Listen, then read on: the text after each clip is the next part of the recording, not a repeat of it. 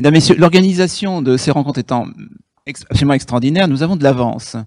Ce qui va nous poser simplement un problème, puisque l'un des membres du panel est actuellement dans un taxi. Non, le membre du panel arrive, sort de son taxi. Alors là, c'était extraordinaire. Non, mais il n'est pas nécessaire que le membre du panel coura. Couru. Bon, voilà.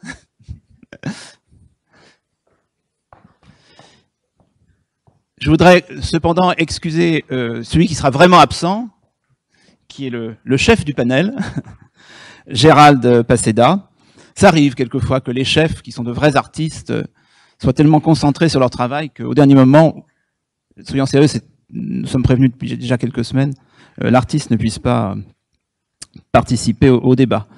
Donc vous l'aurez compris, pour ceux d'entre vous qui suivent ces rencontres depuis le début, c'est-à-dire depuis 4 ans, puisque nous en sommes au 5e, ça fait donc 4 ans, la tradition non écrite de celle-ci veut que la première table ronde soit à dominante historienne. Ça ne veut pas dire que tous les intervenants sont des historiens, mais d'une certaine façon, ils cherchent à replacer la problématique de chaque année dans une perspective, disons, temporelle.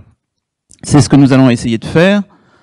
À partir du rapprochement, vous l'aurez compris, entre ces deux termes de tourisme et de gastronomie, qui à la fois peut paraître aller de soi aujourd'hui, puisque le mot a déjà été prononcé plusieurs fois depuis le début de ces rencontres, il y a quelques minutes. Tourisme gastronomique est un terme qui peu à peu s'impose, s'enracine. Je ne suis pas sûr qu'on l'aurait spontanément prononcé, ne serait-ce qu'il y a 30 ans. Hein. Donc ça nous paraît évident aujourd'hui qu'il y a un tourisme gastronomique. Reste à savoir, et on le verra avec les membres de cette première table ronde, si l'association de fait entre tourisme et gastronomie est toujours allée de soi, même si on ne la théorisait pas sous la forme d'un objet qui serait le tourisme gastronomique, qui serait peut-être d'ailleurs à situer au carrefour de ces deux grandes modalités du tourisme, pour simplifier, parce que tout s'entrecroise perpétuellement, le tourisme, je dirais, de la nature et le tourisme de la culture. On imagine bien que la gastronomie est un peu au carrefour. Puisque vous êtes des gens sérieux, vous avez déjà vu le programme, vous avez lu les quelques lignes d'introduction de cette table ronde, qui partent d'une hypothèse que peut-être les participants vont complètement démantibuler, mais c'est à ça que servent les tables rondes, à savoir que historiquement, tourisme et gastronomie sont quand même pratiquement contemporains. On va peut-être pas refaire en détail l'historique de la notion de tourisme, mais il est possible que les premiers intervenants le fassent quand même. Qu'on l'associe ou pas au grand tour des élites, et en particulier des élites aristocratiques, enfin des élites anglaises, bon, il est clair que le mot, peut-être pas, mais en tous les cas, la chose du tourisme se précise au XVIIIe siècle. Disons que le rapport avec le siècle des Lumières est une hypothèse à travailler. Or, la notion de gastronomie renaît à peu près à cette époque, et entre autres d'ailleurs parce que un objet nouveau se place dans le paysage, c'est le cas de le dire, qui est le restaurant. Donc le fait que une certaine dynamique que nous appelons aujourd'hui le tourisme et une certaine dynamique que l'on peut appeler la construction d'une culture gastronomique soit contemporaine, ça attire l'œil. Est-ce qu'il n'y aurait pas des liens entre les deux? Des liens à chercher dans l'économie, vraisemblablement. Je maintiens qu'il n'y a pas de gastronomie sans cette entreprise qui est un restaurant, et le restaurant, effectivement, se cristallise pas par hasard à la fin du XVIIIe siècle en Europe occidentale. Il y a une dimension sociale, je viens de parler des élites anglaises. Bon, il est clair que le tourisme a une dimension, disons, élitaire, dans un premier temps presque fatale, mais la culture gastronomique aussi. Une dimension politique, il ne faut pas le nier. Le restaurant a à voir avec les changements de régime, sans jouer sur le mot régime. Il faut prendre au sérieux cette dimension-là.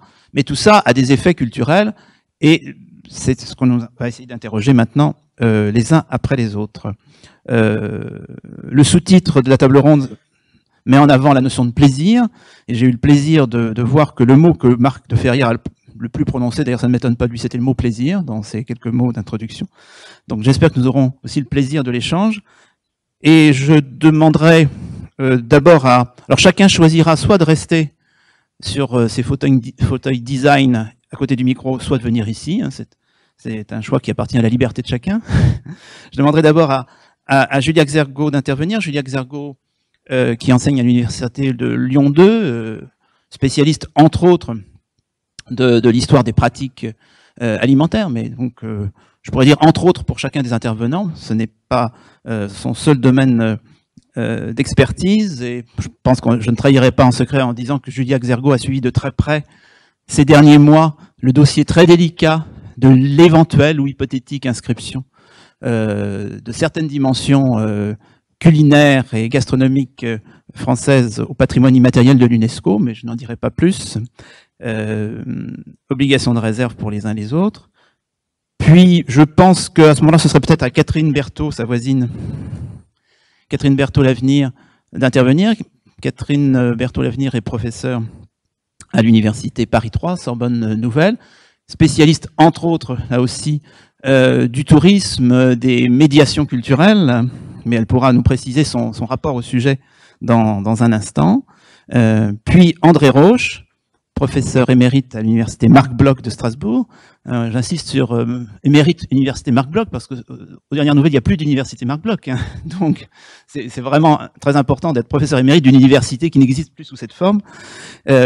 Spécialiste, entre autres, de l'histoire des identités genrées et entre autres des identités masculines, d'histoire des pratiques corporelles et des vacances. Là aussi, est-ce que la notion de vacances se confond avec celle de tourisme? Certainement pas, mais il nous en dira plus dans un instant. Et nous terminerons en beauté avec Claude Origet-Ducluseau, consultante, ingénieur conseil, économiste du tourisme et de la culture, et auteur, sauf erreur, entre autres, du que sais-je sur le tourisme culturel, parce que la notion de tourisme culturel va s'inviter dans le débat, bien sûr, et qui sort ces jours-ci à la documentation française un ouvrage sur le tourisme en 2020. Donc voilà, comme certainement l'angoisse vous saisit à la perspective de ce que peut devenir le tourisme en 2020, voilà, vous savez ce qu'il vous reste à faire. Voilà, mais je vais d'abord donner la parole à Julia. Je ne sais pas si elle veut venir au lutrin. Merci Pascal. Bonjour, donc comme Pascal vient de l'annoncer, donc je suis maître de conférence à l'université Lyon 2. Et où nous avons un département tourisme donc qui travaille beaucoup sur ces questions de développement des lieux d'attractivité touristique avec le développement local. Alors, je dirais, pour répondre à la question qui a été posée par Pascal, que évidemment le lien fondamental est un lien nécessaire entre finalement le déplacement, le voyage et la nécessité de se nourrir. Se nourrir, c'est la première préoccupation du voyageur qui doit donc restaurer ses forces épuisées par le voyage. C'est aussi la nécessité de, dans les temps reculés, nourrir les chevaux, donc faire des haltes, c'est aussi être hébergé. Alors, on a très peu de données sur ces questions-là.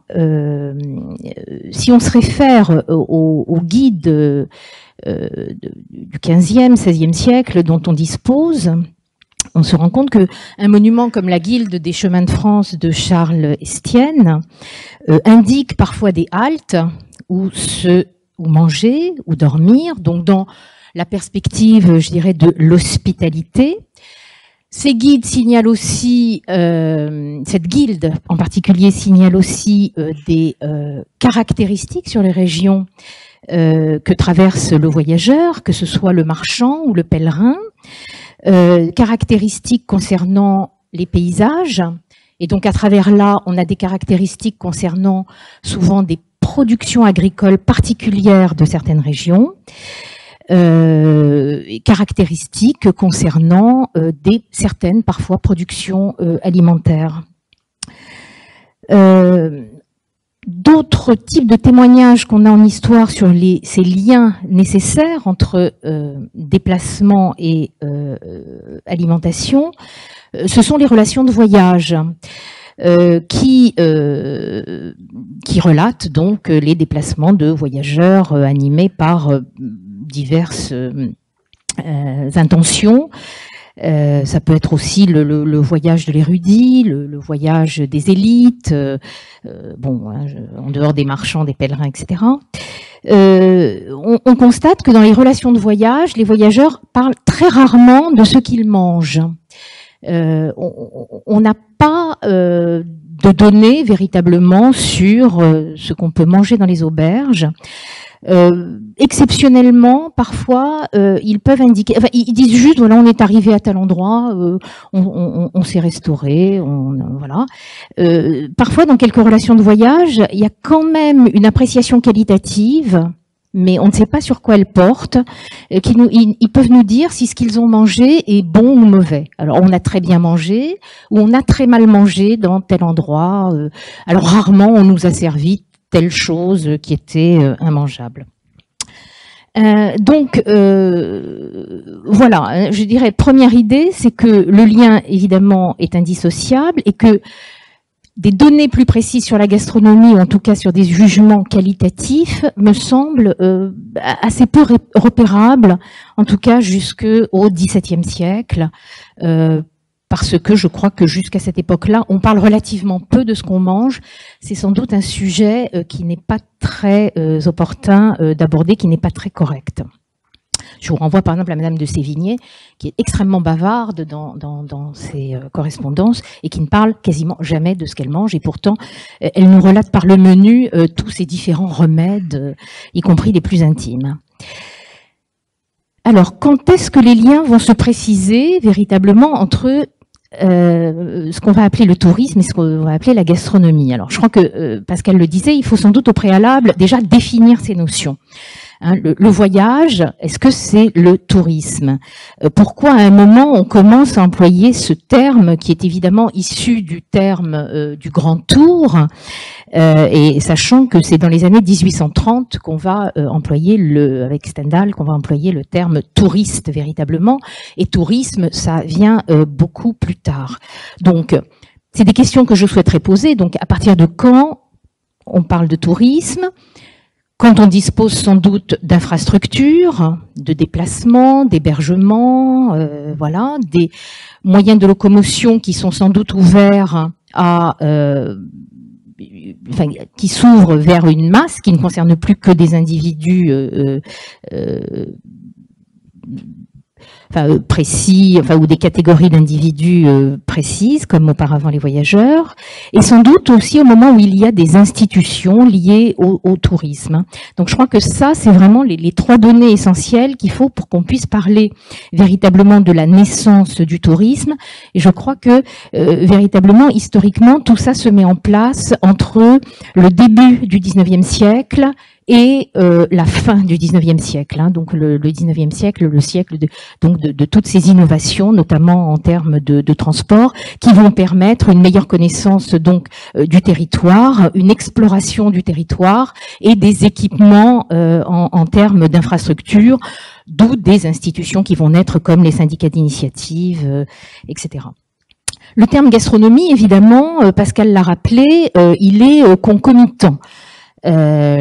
Puisqu'il renaît en 1801, Joseph Berchoux.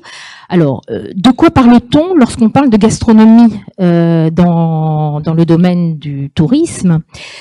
Manger bien entendu, c'est-à-dire à ce moment-là, il s'agit plus seulement de se nourrir, comme le faisait traditionnellement le voyageur, mais il y a une exigence de qualité qui apparaît à un moment donné. Et donc ça, très nettement, le discours, en tout cas les traces historiques qu'on a de ces données-là, donc début 19, fin 18e, début 19e, fin 18e, même avant le réemploi du terme gastronomie, puisque le dictionnaire de l'Académie emploie le terme gastrolâtre, en fait, hein, donc fin 18e. Donc, manger bien, intérêt porté au restaurant, une nouvelle institution hein, qu'on évoquait, donc au bon restaurant, le restaurant donc qui se développe pendant la décennie révolutionnaire. Intérêt aussi pour la gastronomie, pardon, renvoie aussi aux coutumes alimentaires. On peut dire à un moment, ça concerne les coutumes culinaires locales, les plats, les produits locaux. Ces plats que Kurnonski évoquera plus tard comme étant des plats, il parle pour la gastronomie, les gastronomies locales, des plats assimilables par tous les estomacs nationaux. Donc une connaissance un peu de toutes les spécificités locales. Je crois que ça fait aussi partie de la gastronomie dans le domaine touristique. Autre chose, donc connaître les spécialités industrielles, les fromages, les confiseries, les vins, etc. On peut dire que la gastronomie, il me semble, en termes de tourisme, recouvre tout ça. Hein, le bien manger, où manger, dans quel restaurant et que manger. En termes de consommation donc du local. Alors pour aller vite, je dirais, il me semble que historiquement on a deux grands moments où vont se tisser, se tricoter ces liens particuliers entre donc tourisme et gastronomie, tels que je viens de tenter de les définir, ou en tout cas de proposer des hypothèses. Deux moments, la décennie révolutionnaire et ensuite le tout début du XXe siècle, ou fin 19e, enfin les années en gros 1890-1910. Décennie révolutionnaire, ce lien, me semble-t-il, résulte d'un processus où se croisent plusieurs données. On est au moment, donc on l'a vu, où il y a le restaurant, bien sûr, où il y a un intérêt pour la gastronomie, où les moyens de transport se développent, et où on a l'institutionnalisation des monuments historiques. N'oubliez pas que toute la législation, la première législation sur les monuments historiques, va partir des années 1890 pendant la Révolution française et va vraiment prendre sa forme moderne, actuelle, dans les années 1830. Donc, le monument historique va être un lieu extrêmement important de référence du déplacement touristique. La deuxième chose qui se développe pendant cette décennie révolutionnaire, me semble-t-il, c'est ce qu'on va appeler la proto-ethnologie, c'est-à-dire un certain nombre d'enquêtes qui vont s'intéresser au local. Aux populations locales, aux populations rurales, provinciales. On va découvrir les coutumes, les traditions des pays, tout ce qui donnera un peu plus tard donc le folklorisme.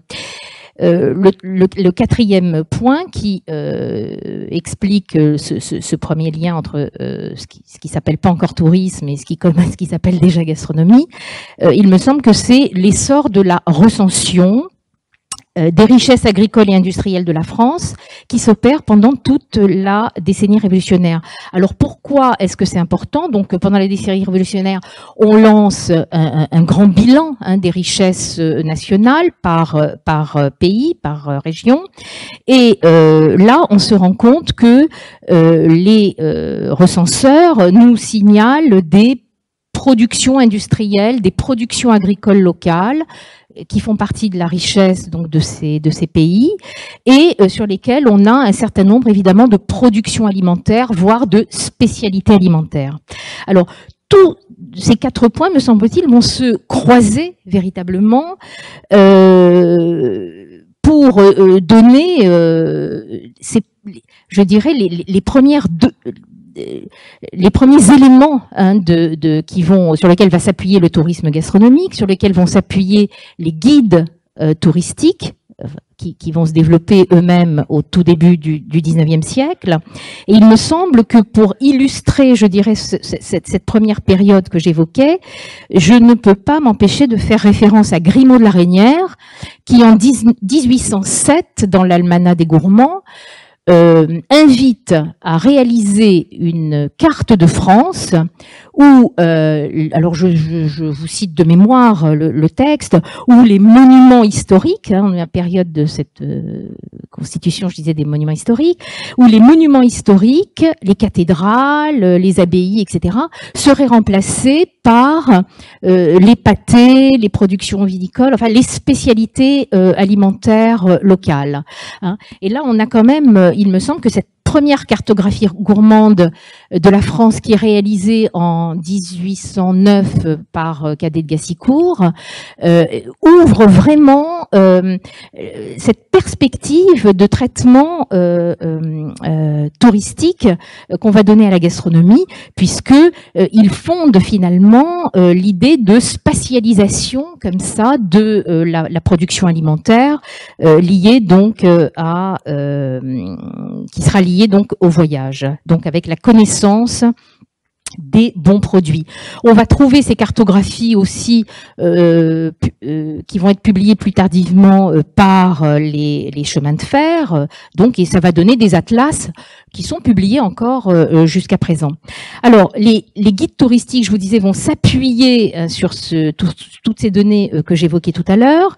Des grandes séries de guides, par exemple les guides Richard, au début du 19e siècle, dans les années 1800, je crois 18 jusqu'aux années 40, le guide Richard va proposer le premier voyage gastronomique en France, à ma connaissance, qui est publié dans les guides. Et là, on est dans les années 1818.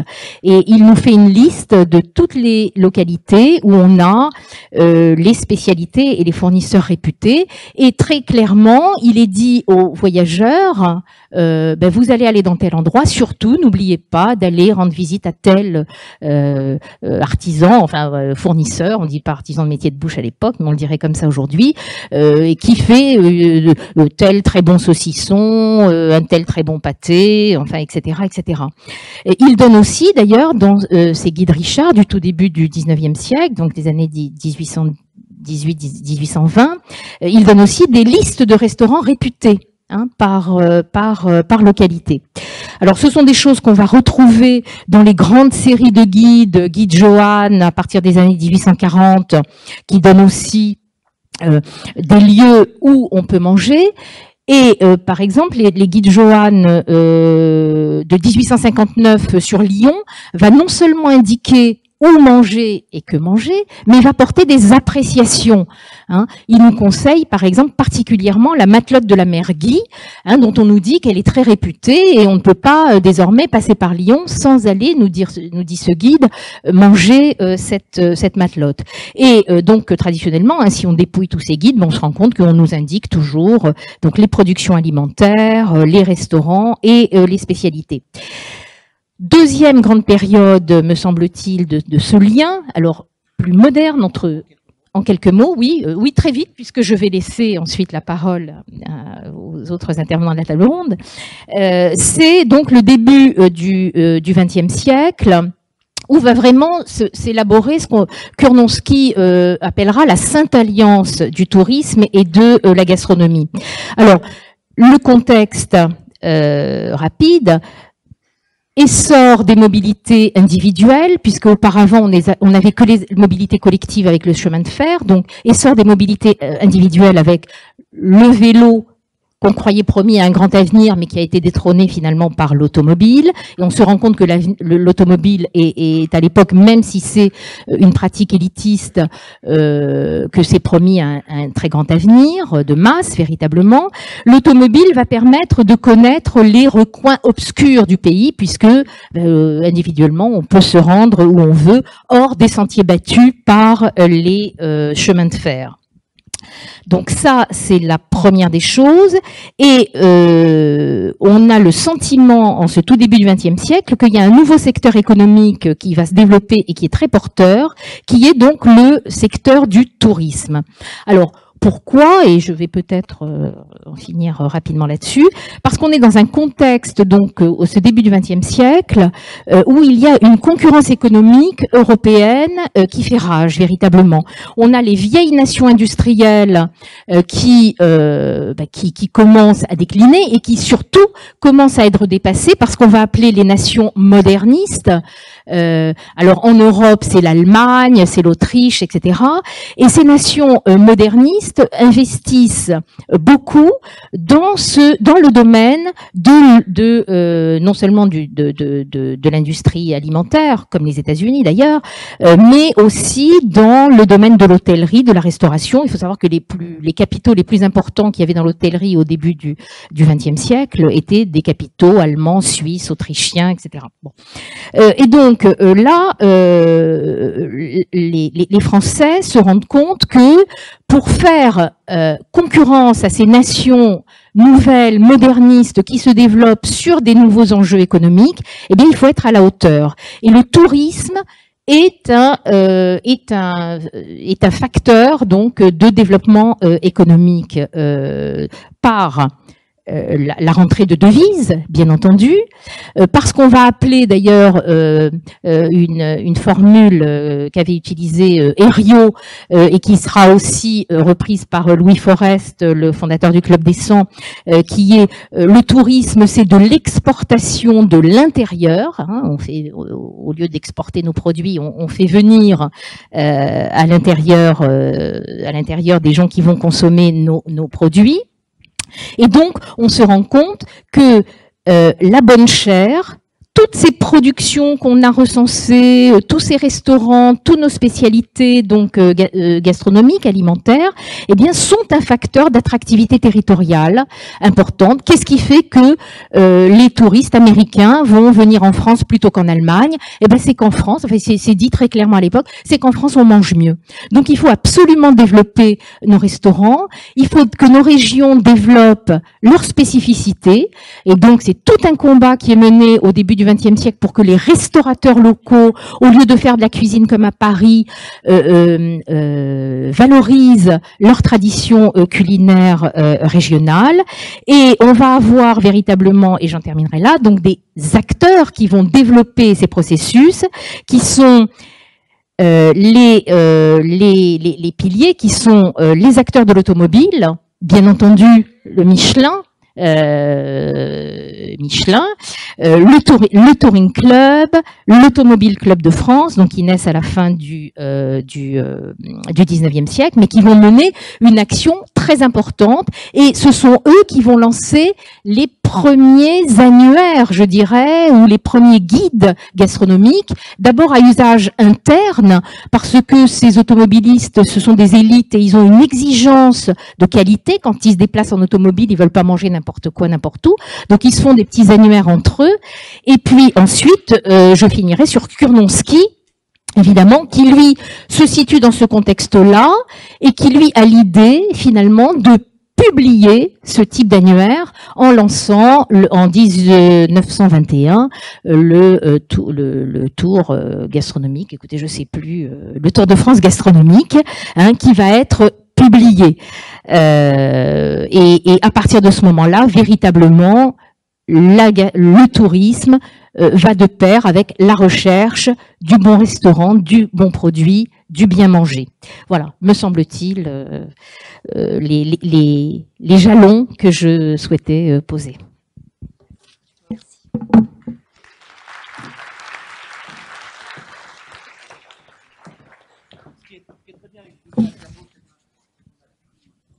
Tout déjà abordé, mais ça va nous permettre de reprendre un certain nombre de questions, parce que je suppose que chacun des intervenants aura à cœur de retravailler certaines de ces dimensions. On a déjà perçu d'ailleurs ce qui va jalonner cette histoire jusqu'à aujourd'hui, parce que je suppose que vous aurez compris que l'histoire ne s'intéresse pas au passé, elle ne s'est jamais intéressée au passé, mais au temps. Donc je suppose que, en prenant des notes mentalement ou physiquement, vous faites la transposition sur 2009, voire même, pourquoi pas, 2010. Voilà, eh bien tu m'ôtes les mots de la bouche, puisque, vous m'entendez ? Oui. Oui. Ce que je me proposais de faire, c'était, en prenant directement appui sur la dernière citation du mot du Touring Club, vous livrer 4 anecdotes ou 4 petits récits qui vont contribuer à notre discussion.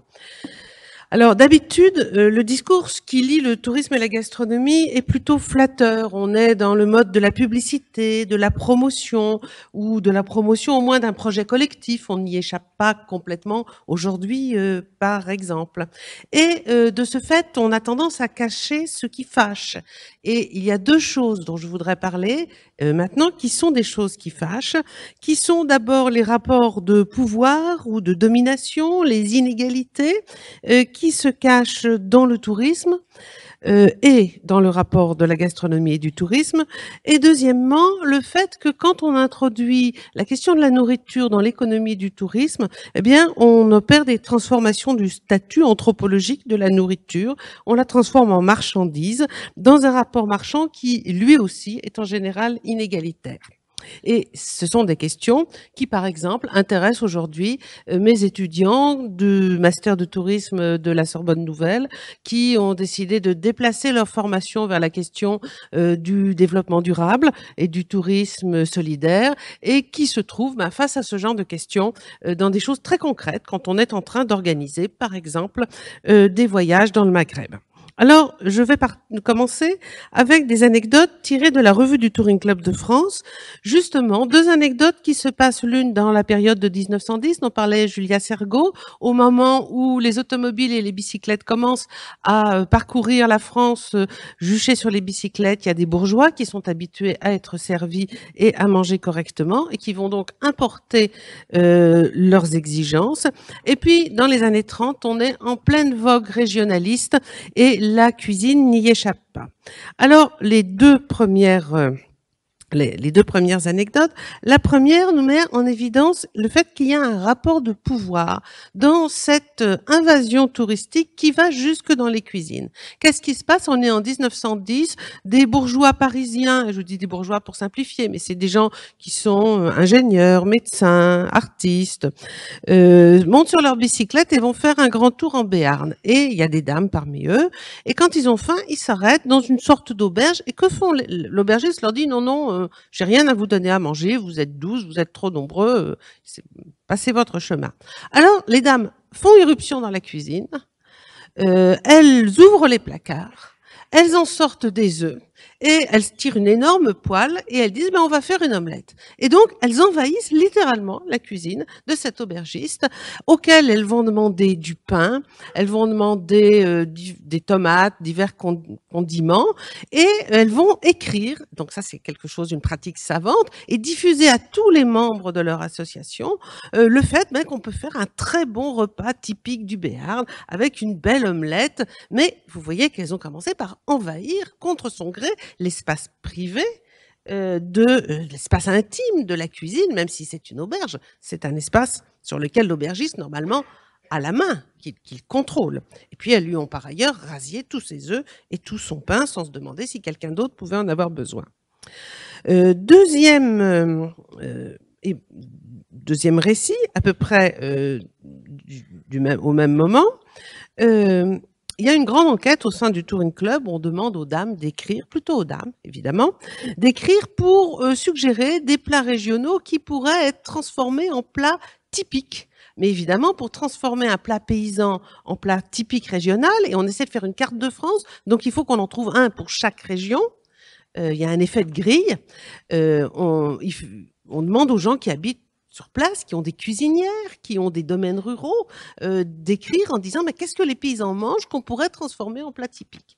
Et comme il faut que chaque région réponde, eh bien il y a une dame qui répond pour le Limousin, elle est bien embêtée. J'espère qu'il n'y a pas de Limougeot dans la salle, parce qu'elle dit bon, il y a le clafoutis avec les cerises, mais ici on a l'habitude de laisser les noyaux et les queues dedans. Alors sans doute les touristes, et elle cite les touristes, les touristes ils seraient désarçonnés de trouver les queues et les noyaux. Donc, il faudrait changer le plat, enlever les queues et les noyaux. Puis, il y a un autre plat que les paysans mangent ici. Mais alors, vous prenez, c'est ça ce plat, vous prenez une grande marmite, vous mettez 1 litre de pommes de terre, 1 litre de châtaigne, 1 litre de pommes de terre, 1 litre de châtaigne, 1 litre de pommes de terre, 1 litre de châtaigne, vous accumulez ça au fur et à mesure du temps, vous faites cuire plusieurs heures sur le feu de bois, puis là, elle s'arrête et dit, oui, mais ça marchera pas. Jamais les touristes voudront manger ça.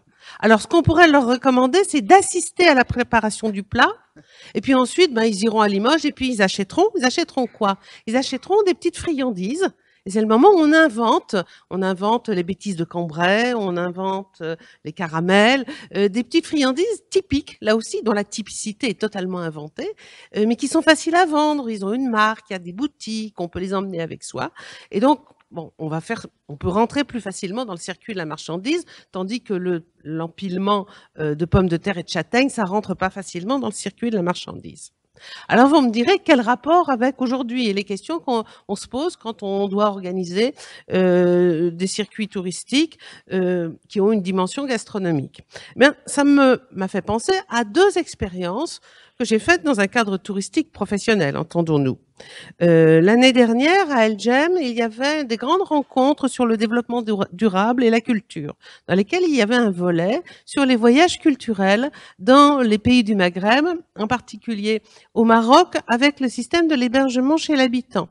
Et un système dans lequel les organisateurs avaient bien senti qu'il y avait un rapport de pouvoir et de pouvoir économique. Et par exemple, ces circuits chez l'habitant, ce sont les femmes qui reçoivent, le système de paiement, le voyageur paye à l'avance pour que les familles n'aient pas à faire avancer l'argent, et paye en mandat postal, parce que c'est la seule façon pour les femmes d'avoir un accès direct à l'argent. S'il était envoyé à la banque, ça serait les hommes qui prendraient le contrôle du circuit financier.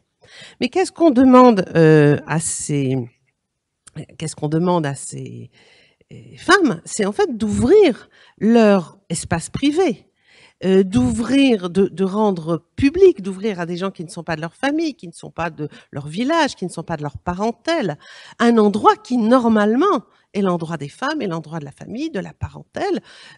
C'est pas bien du tout réglé dans ce type de voyage la place des hommes et la place des femmes. Et il n'est pas du tout exclu que les hommes voyageurs rentrent dans les cuisines, par exemple. Et on voit bien qu'il y a là une marchandisation de l'espace, de la construction, de la cuisine. Il y a aussi une marchandisation des plats. Et par exemple, les promoteurs de ces voyages ne peuvent pas s'empêcher de signaler un certain type de plats qui sont particulièrement attrayants pour le potentiel voyageur, mais qui ne sont pas du tout, par exemple, de la cuisine quotidienne. C'est de la cuisine de fête. Et ça m'amène à ma deuxième anecdote.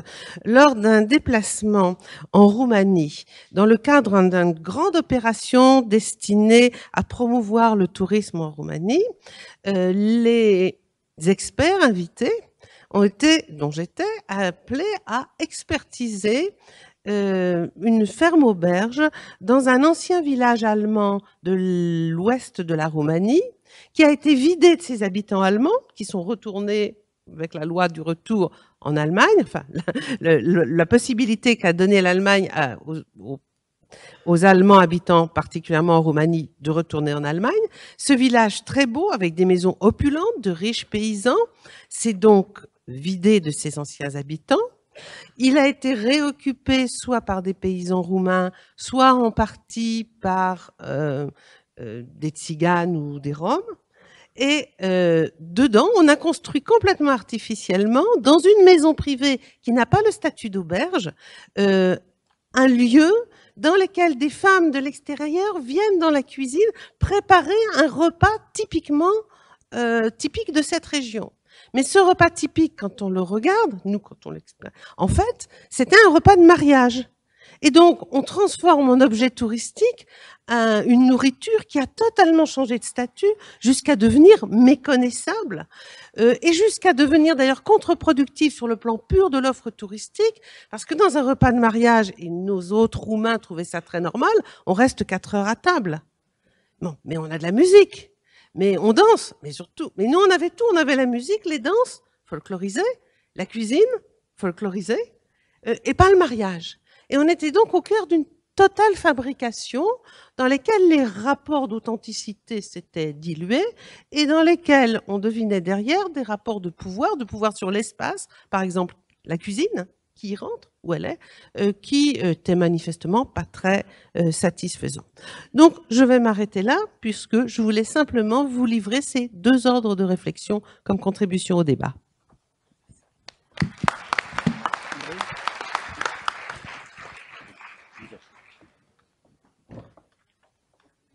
Merci, ça va?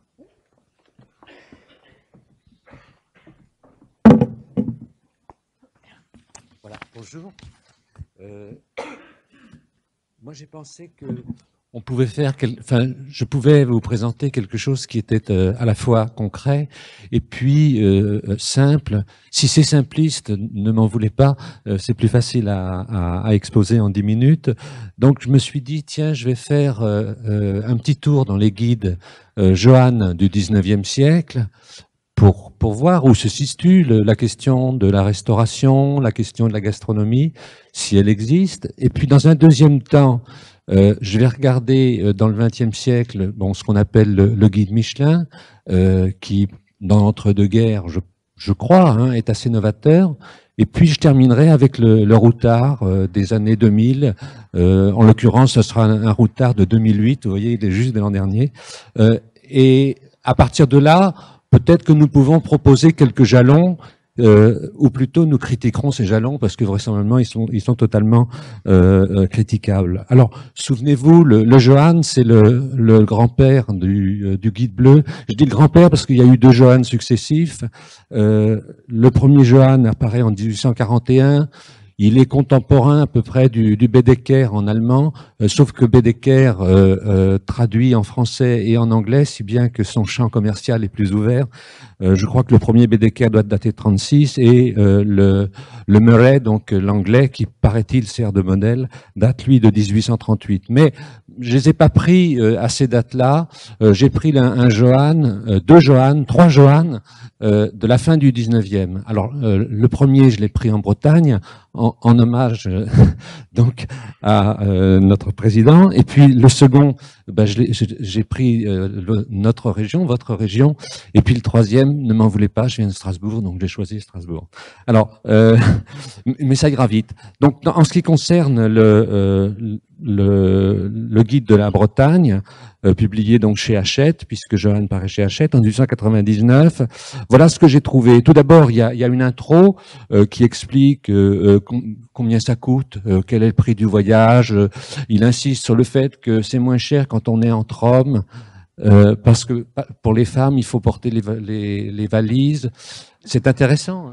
Je l'ai pas inventé, c'est écrit. De même, alors il écrit, pour une femme qui ne peut jamais porter son bagage, la dépense quotidienne peut s'élever en moyenne à 20 ou 25 francs. Bon. Ensuite, pour l'hébergement, les hôtels sont bons et propres, mais généralement de second ordre. Alors, il y a une comparaison qui, je la dis comme cela, avec les grands hôtels de la Normandie, puisque la Normandie est déjà plus équipée du point de vue touristique. Et puis ensuite, il y a des précisions qui peuvent porter sur l'alimentation. Et elles sont très pauvres, très peu de choses. Autrement dit, d'une part, la plupart des restaurants qui sont indiqués sont des restaurants qui font partie de l'hôtel, un peu comme si le touriste devait être d'une certaine manière protégé. Et puis ensuite, il y a des précisions qui portent sur la présence ou pas du vin. Alors, à propos de l'un de ces hôtels, ils mettent vin blanc, vin rouge et cidre à chaque repas. À propos d'un autre hôtel, il précise que les vins sont à payer en plus, de même que le cidre. Et puis alors, en ce qui concerne les produits eux-mêmes, la seule chose que j'ai trouvée pour l'instant, c'est une bonne cuisine rôtie à la broche. Autrement dit, comme tout à l'heure l'a dit Catherine Berthaud, on n'a pas, ou plutôt comme à l'inverse de ce qu'elle a dit. Donc, pour le XXe siècle, on aura une régionalisation. Il me semble qu'au XIXe siècle, c'est plutôt de la bonne cuisine, mais elle n'a pas sa qualité régionale. Du moins, je ne l'ai pas trouvé dans ce guide-là. Ensuite, j'ai regardé celui de la Loire, et par exemple, j'ai pris Blois, j'ai pris Tours comme exemple. Alors, pour Blois, ils recommandent le Grand Hôtel de France, et ils indiquent le prix des chambres. Ils indiquent aussi le prix des repas. Donc, à midi, il est moins cher. Le soir, un tout petit peu plus, et ils précisent 20 compris. il y a une spécialité, la spécialité de pâté d'Alouette. En ce qui concerne Tours, l'hôtel de l'Univers, là encore, déjeuner, dîner, et puis à la fin, vin compris, le tout pour 5 francs. On peut poursuivre de la même manière. Alors en ce qui concerne Strasbourg, j'ai dû prendre un guide qui est antérieur à 1870, puisqu'à partir de 1870, comme vous savez, l'Alsace est allemande, jusqu'en 1918, et j'ai pris celui de 1868. Rien de particulier, sauf que on présente les différentes brasseries. Alors, je vous les énonce pas toutes, elles existent encore pour certaines d'entre elles, en particulier celle du Dauphin. Et à la fin, il précise, ce sont de véritables restaurants ou guinguettes dans lesquels on sert à manger et qui forment des lieux de plaisir, ce que tout à l'heure nous disait notre président, des lieux de plaisir fréquentés volontiers par les Strasbourgeois. Point. Il y a 2 thèmes. D'une part, le lien entre la gastronomie et la culture. Ne raconte-t-on pas, alors c'est sur le mode de l'humour, hein, ne raconte-t-on pas que certains font en Touraine 2 tournées, celle des châteaux et celle des caves. Cette dernière commence par Montlouis, on est gai, à Saint-Martin-le-Beau, on est plus gai, on passe l'eau et on aborde les côtes de Vouvray, une demi-heure d'arrêt, c'est fini, on se retrouve allongé, tout habillé, dans une chambre d'hôtel à Tours. Alors, bien sûr, nous sommes ici dans le domaine de l'humour. Toutefois, la cuisine est pratiquement systématiquement rattachée au nom de Gargantua et évidemment de tous ses compères ou de ses confrères. Et j'en tirerai pour conclusion rapidement 2 choses. La première, c'est que la région... Là, j'ai pris un exemple. Hein, la région, il date, je ne l'ai pas dit, de 1928, devient en quelque sorte un conservatoire des traditions. Soyons attentifs. Il n'est pas certain que cette idée du conservatoire soit propre à la région elle-même. Autrement dit, à la Touraine, à l'Alsace, etc., à la Bourgogne. Il est vraisemblable que la plupart du temps, elle est écrite à partir du guide, c'est-à-dire à partir des bureaux parisiens. Et de ce point de vue, le Touring Club de France, dont parlait tout à l'heure Catherine Berthaud-Lavenir, est l'exemple le plus caractéristique. La deuxième observation que je ferai, elle porte sur le contenu des menus. Alors, j'en ai pris quelques exemplaires qui nous montrent comment les choses peuvent se présenter. Alors, toujours en 1928, hein, donc menu, hors d'œuvre, les rayons et les rayettes de Tours ou d'Angers, le boudin blanc bourré non demi mais de blanc de poulet. Ensuite, pour les poissons, ceux de la Loire sont particulièrement friands. Le brochet à la lauze beurre blanc, la brème farcie et surtout la matelote d'anguille au vin vieux. Et puis alors ensuite, les entrées, les escalopes à la crème, légumes, les choux verts au beurre, les asperges de Caen et de Bracieux, les champignons farcis. Je m'arrête. Il y a une deuxième chose. Vous voyez que c'est une cuisine au beurre. Aujourd'hui, le beurre qui constituait, jusque dans ces dernières années, en quelque sorte, la part française, en quelque sorte presque nationale, typique, s'est effacé au profit de l'huile, et en particulier des huiles d'olive. Donc, en ce sens aussi, la gastronomie est en quelque sorte un lien entre les régions de la France, et ce lien peut se faire, par exemple, à la cuisine au beurre. Dernier temps, je vais prendre le guide du routard, et puisque le tourisme, c'est le fait de changer de pays, de se dépayser, quittons la Touraine et allons un petit peu en Bourgogne. Je peux aller vite ici, donc c'est le guide du routard de Bourgogne de 2008. J'ai pris Dijon-Tours, hein, bon. Et voilà comment il se présente. Premièrement, où manger bon marché. Bar de l'industrie, c'est donné vu la qualité. Une authentique cuisine de marché, réalisée par une femme qui s'y connaît. Service efficace, sous l'œil du patron. Ensuite, Sauce fraîche, c'est un deuxième resto. Un lieu qui pourrait bien augurer du renouveau de la rue. Des couleurs flashy, des formules invitant à manger, différents, sains et naturels. Je continue. Brasserie Le Mayence. Sous les fenêtres du Palais des Ducs, donc on est dans la culture, le coup de cœur des Dijonnais, en salle et en terrasse, pour partager un plat brasserie. Ensuite, vous allez vers les prix moyens. Le Petit Bouchon, un vrai bistrot de quartier où l'on mange sur les traditionnelles nappes à carreaux, lieu chaleureux, accueillant. Je termine, hein, parce qu'on ne peut pas continuer. Les deux fontaines, la terrasse couverte donne une belle ampleur à ce resto accueillant, des allures de jardin d'été comme l'été. Et puis alors ensuite, vous avez ou boire un thé, ou manger sur le pouce, et puis ensuite, ou boire un verre, ou sortir. Pourquoi j'ai réuni ça? Parce que je crois que le guide du routard, et il n'est pas le seul, hein, Lonely Planet fait la même chose, n'insiste davantage sur les ambiances que sur les plats. Il est plus dans ce qu'on pourrait appeler une atmosphère que dans la gastronomie. Ça n'empêche pas, mais ça c'est important. Donc, créer des lieux, créer des ambiances. Deuxièmement, le guide du routard et ses contemporains va jouer sur des caractéristiques qui rendent un lieu original. Donc, un coup, c'est la nappe à carreaux, une autre fois, c'est la vue sur le palais, etc. Troisième remarque, il crée des temps. Autrement dit, il y a le moment où l'on déjeune, il y a le moment où on boit un verre, il y a le moment où on boit un thé, il y a le moment où on dîne, et puis il y a le moment où on passe la soirée. Autrement dit, il y a ici non pas une seule gastronomie ou une seule restauration, mais plusieurs, et elles doivent correspondre en quelque sorte à des feelings, comme on dit, qui sont différents les uns des autres. Et puis enfin, il y a cette idée d'exotiser la gastronomie. Autrement dit, on va peut-être venir à Tours, mais on va manger japonais. Ou on ira à Dijon et on pourra déguster éventuellement de la cuisine du Maghreb. Et enfin, dernier point, multiplier les lieux. Là où, au XIXe siècle, il y a un hôtel et la restauration y est associée, ici, on multiplie les lieux de telle sorte que le touriste aille d'un restaurant à un café, d'un café à un salon de thé, etc., etc.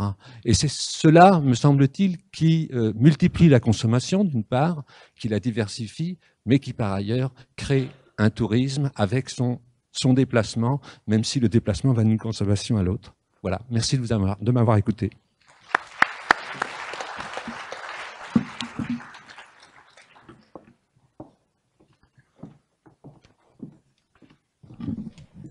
Bonjour. Eh bien, moi, je voudrais commencer par signaler que depuis plus d'un siècle, Michelin avait tout compris aux besoins des vacanciers. Les professionnels du tourisme le constatent encore aujourd'hui. Michelin a fourni des cartes routières pour le déplacement, a fourni des guides verts pour les activités culturelles qui était au début du siècle, en tout cas, l'essentiel de l'activité de nos vacanciers. Et il a fourni les guides pour l'hôtellerie et la restauration. Et c'est justement ce guide de la restauration qui est devenu mondialement célèbre. C'est pas le guide vert qui est devenu célèbre, c'est le guide rouge, celui de la restauration. Michelin avait tout compris. Mais je ne voudrais m'entretenir avec vous que de la situation contemporaine, d'abord pour situer le rôle de la gastronomie dans le tourisme aujourd'hui. Eh bien, ce rôle, il est double. Ce rôle, il est double. C'est d'abord un élément constitutif de l'identité de l'offre touristique en France. C'est un élément identitaire extrêmement puissant et totalement présent, puisque un expert de Atout France a calculé que nous avions une spécialité gastronomique tous les 70 km. Tous les 70 km, on peut changer de spécialité gastronomique. Il y a peu de destinations dans le monde qui peuvent se vanter d'une pareille richesse et qui rend intéressant, voire nécessaire, l'exploration du territoire national pour découvrir cette richesse gastronomique. Elle fait donc partie du patrimoine immatériel et de l'identité locale. Donc, première raison, c'est une ressource majeure et absolument unique. Deuxième raison de l'importance de la gastronomie en France, c'est qu'elle fournit une séquence du voyage que je pourrais qualifier de raisonnablement sensuelle. C'est-à-dire que ça va au-delà d'une simple réponse à un besoin de boire et manger régulièrement. au-delà de ce besoin, d'assouvir ce besoin, nous avons une expérience qui est raisonnablement sensuelle, qui est ouverte à tous et qui est également raisonnablement luxueuse. Parce que le raffinement de notre gastronomie, même dans les recettes de cuisine les plus simples, peut atteindre à la dimension du luxe. Et je fais une parenthèse sur ce point-là pour vous rappeler que le leitmotiv de Maison de la France, quand Maison de la France nous vend à l'étranger, Maison de la France nous vend comme une destination raisonnablement luxueuse. C'est sur ce thème que nous sommes vendus et notre gastronomie vient absolument à point nommé pour illustrer ce raisonnablement luxueux. Alors raisonnablement luxueux parce que nous avons aussi l'avantage d'avoir des restaurants qui sont un petit peu pour toutes les bourses. Je parle bien entendu des bourses des gens qui voyagent, pas de toute la population, mais les bourses des gens qui voyagent. Je rappelle qu'en France, nous avons 1 million d'emplacements de camping, donc nous avons une clientèle de luxe, mais nous avons aussi une clientèle avec des revenus moyens et qui trouve à se restaurer d'une manière agréable et authentique dans toutes nos régions. Alors, cette séquence luxueuse et sensuelle, elle est rendue intéressante en dehors du moment où on est en train de déguster, au-delà du moment où on est en train de déguster, c'est-à-dire avant et après, parce qu'il y a toute une culture qui y est associée et toutes sortes d'autres activités. Vous les connaissez, c'est les visites de caves, c'est les visites de fromagerie ou de salaisonnerie, c'est aussi les marchés, les foires, les vendanges, les goûters à la ferme. On ne va pas décliner tous ces produits-là, mais ils existent, c'est une ressource locale et tout ça, ce sont des succès d'année de la gastronomie, c'est-à-dire que la gastronomie va bien au-delà du moment où on est en train de déguster. Alors je voudrais ici remercier tous les organismes de recherche et les universités qui travaillent sur cette question de la gastronomie et de l'alimentaire, parce qu'ils viennent nourrir cette culture de la gastronomie au lieu d'en faire une simple séquence de nourriture. C'est toute une culture qui se développe et qui enrichit la ressource touristique.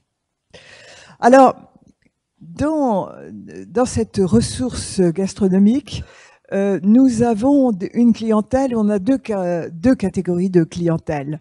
On a une clientèle qui est une clientèle d'assidus, pour qui la gastronomie déclenche le voyage. Je voudrais rappeler à cet égard qu'en Grande-Bretagne, il y a 17 tour opérateurs qui sont spécialisés dans le wine tour. Et le wine tour, c'est bien un voyage gastronomique avec des rencontres de chefs. C'est très important. Je vous propose à présent de faire un petit saut dans le XXe siècle, rapidement. Hein, donc le guide Michelin, il est créé en 1900, mais vous trouverez ça sur Internet. Hein. L'apparition des restaurants date de 1908. En 1920, le guide n'est plus distribué, il est vendu, et les restaurants sont mentionnés en fonction de leur intérêt gastronomique. Je pense qu'en 1923, c'est à ce moment-là qu'on note l'apparition d'une rubrique hôtels et restaurants recommandés. Et pour la première fois, les restaurants sont cités indépendamment des hôtels, ce qui, je crois, est quelque chose d'assez caractéristique. On pourra en discuter tout à l'heure. À partir de 1926, on verra apparaître les étoiles. Bon, l'important n'est pas là.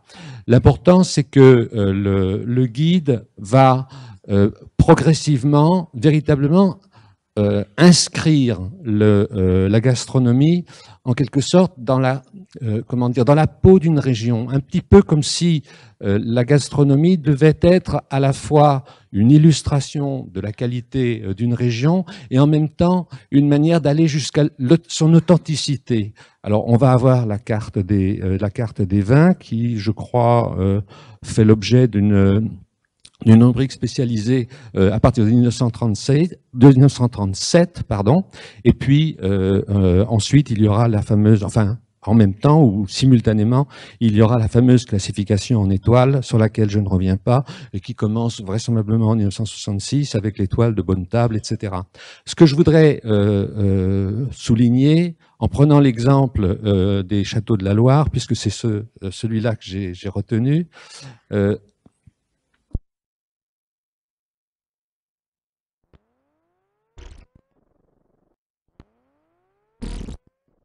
les occasionnels, les opportunistes, ceux qui sont déjà sur place, qui ont besoin de se sustenter à midi et le soir, et qui vont en profiter pour s'initier à une gastronomie locale. Bien entendu, c'est le plus gros gisement de clientèle de la gastronomie, ce sont ces opportunistes qui peuvent devenir des assidus un jour quand ils y auront goûté. Alors, aujourd'hui, il y a une très forte communication nationale et internationale autour de l'alimentation, avec une mise en vedette des chefs. Et je dois vous dire que c'est tout bon pour le tourisme, parce que ça inscrit la gastronomie non pas dans la ringardise, mais au contraire dans la modernité. Tous les discours qu'il y a, les foires actuelles, les recherches sur la diététique, sur la traçabilité des aliments, tout ça inscrit notre gastronomie nationale dans la modernité et dans l'actualité. Donc c'est très important tout ce qui se déroule sur le plan de la communication. Enfin, je voudrais malheureusement terminer avec un gros problème, et je ne sais pas si la gastronomie pourra nous aider à la résoudre. C'est que en France, on s'enquiquine, on s'ennuie le soir. On dîne bien, presque partout il y a un bon restaurant, mais nous avons des soirées qui sont ternes. Nous avons un avant et un après-dîner qui ne sont pas très animés.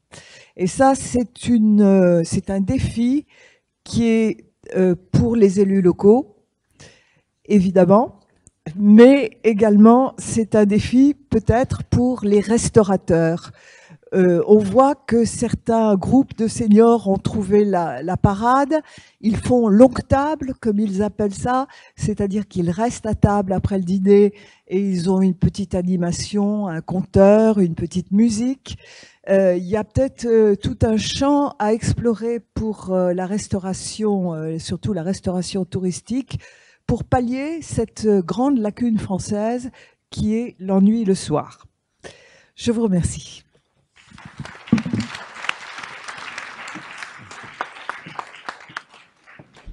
Merci à toutes et à tous et d'avoir respecté à peu près les 10 minutes souhaitées. Il nous reste presque 3 quarts d'heure, donc successivement un échange à la tribune et puis la parole sera donnée au peuple, bien sûr.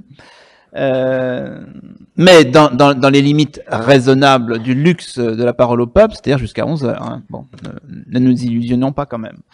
Bien, chacun saisira les questions que je pourrais poser au bon. J'ai cru comprendre qu'il y avait, dans tout ce qu'on a dit, c'était très clair dans les récurrences, une question presque technologique. On ne peut pas faire comme si, appelons-le tourisme gastronomique une fois pour toutes, même si le mot est quand même relativement récent, mais pas la chose, si ça n'avait pas un rapport avec l'évolution de la technologie des transports, des moyens de transport. Hein. J'ai entendu que l'arrivée du chemin de fer, l'automobile représentait, sinon des ruptures, en tous les cas des changements.